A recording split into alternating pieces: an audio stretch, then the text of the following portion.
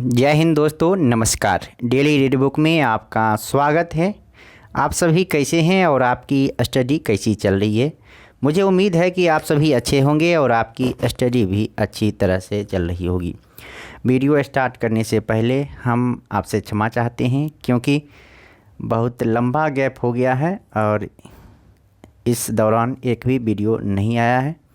तो दरअसल बीपीएससी का एग्ज़ाम बहुत नज़दीक था, तो एग्ज़ाम अब समाप्त हो गया है और एग्ज़ाम काफ़ी अच्छा ही गया था, लेकिन अब कैंसिल हो गया है क्वेश्चन लीक होने की वजह से। तो उसके बारे में कुछ कहा नहीं जा सकता। तो चलिए फिर से अब तैयारी होगी नई सिरे से और लगातार आपके लिए वीडियो लाता रहूँगा, यानी प्रीवियस ईयर लगातार समाप्त कंप्लीट करेंगे। और हमारा अभी टारगेट है टोटल 42 शिफ्ट को एसएससी एमटीएस 2021 का जो ऑफिशियल पेपर था उसको कंप्लीट करने का। तो आज का जो पेपर होगा वो 29वां पेपर होगा, यानी इससे पहले हम लोग 28 पेपर का अध्ययन कर चुके हैं। अगर आपने नहीं देखा है तो चैनल के प्लेलिस्ट में जाके आप देख सकते हैं। इसके अलावा एसएससी सीजीएल 2021 का जो ऑफिशियल पेपर हुआ था, टोटल 21 शिफ्ट में उन सारे पेपर का भी अध्ययन हम लोग कर चुके हैं।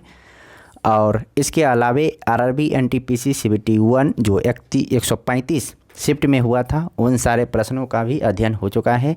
तो उन सारे प्रश्नों को आप नहीं देखे हैं तो वीडियो के ये चैनल के प्लेलिस्ट से आप देख सकते हैं। तो चलिए स्टार्ट करते हैं आज का पहला प्रश्न। और आज से लगातार वीडियो आएगी और सुबह 6 बजे आएगी और शाम 6 बजे आएगी। इसके अलावा बहुत सारे वीडियो आएंगे जो आपके लिए बहुत इम्पॉर्टेंट होने वाला है, और जो भी वीडियो आएगा वो क्वेश्चन पिछले ईयर में पूछे ही गए हैं और वो इम्पॉर्टेंट होने वाला है।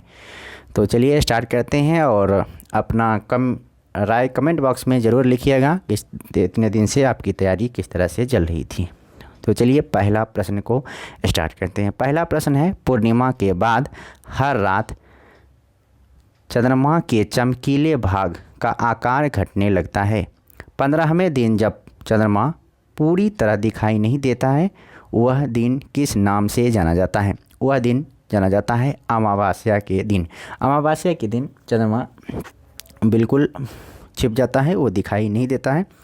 अगला प्रश्न है, द्वीप क्षेत्रों सहित भारत के समुद्र तट की अनुमानित लंबाई कितनी है? तो 7516.6 किलोमीटर है।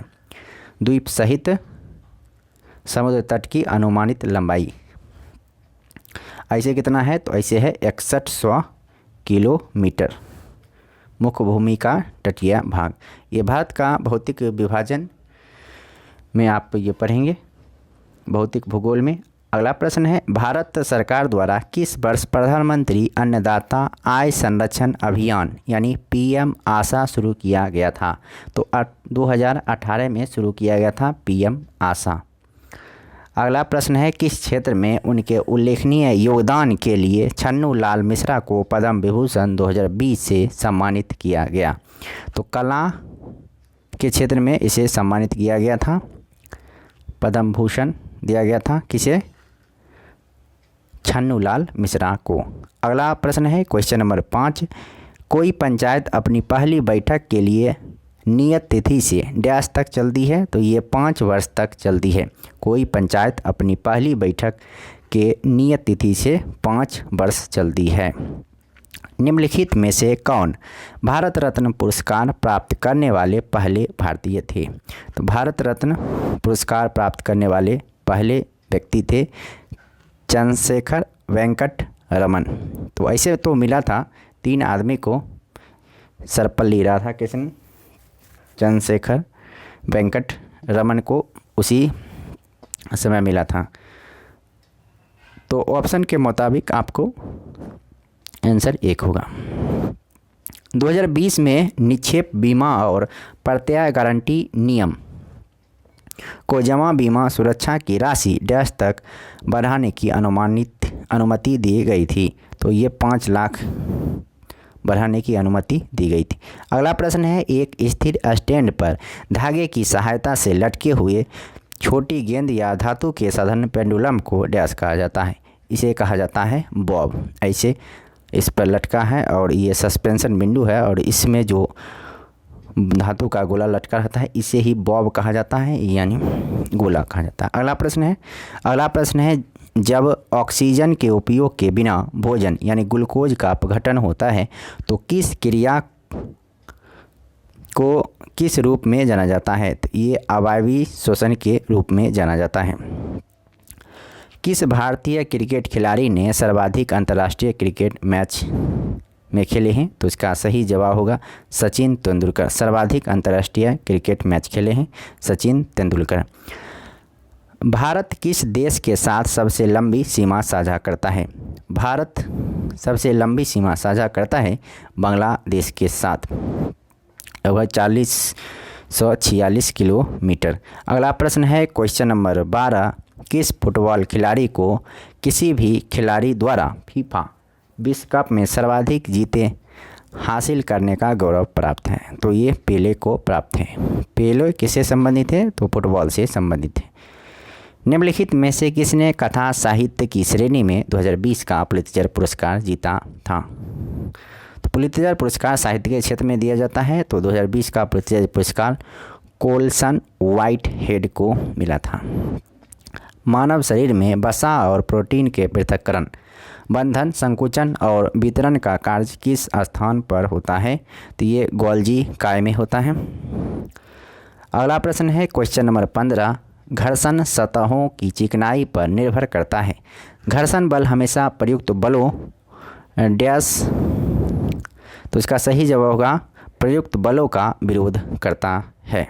क्वेश्चन नंबर 1 ऑप्शन 1 सही है। प्रख्यात शास्त्रीय नृत्यांगना शोभना नारायण किस नृत्य शैली से संबंधित हैं? तो शोभना नारायण का संबंध है कथक से, और बिरजू महाराज का भी संबंध है कथक से ही।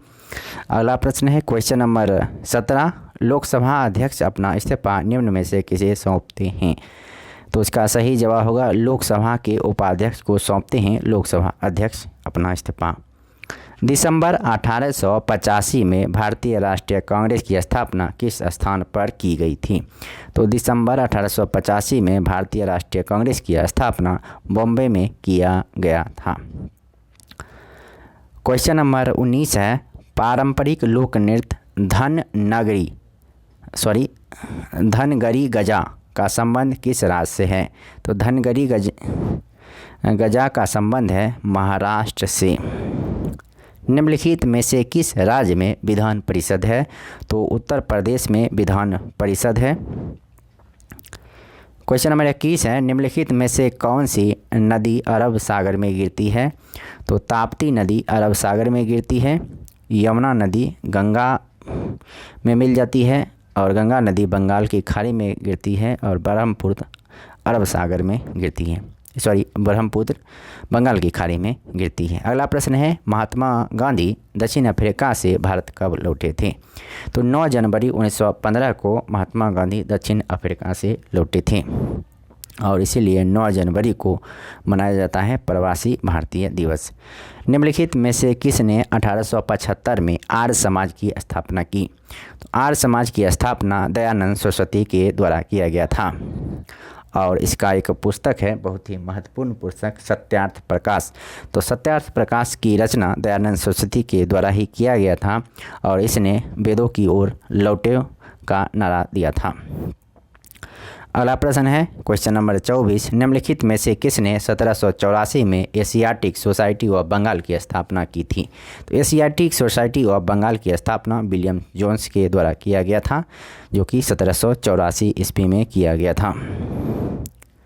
क्वेश्चन नंबर 25 है, निम्नलिखित में से कौन सी सरकारी योजना गरीब परिवारों के ग्रामीण युवाओं के कौशल और उत्पादक क्षमता को विकसित करके समावेशी विकास प्राप्त करने के उद्देश्य से शुरू की गई थी? तो इसका सही जवाब होगा दीनदयाल उपाध्याय ग्रामीण कौशल योजना।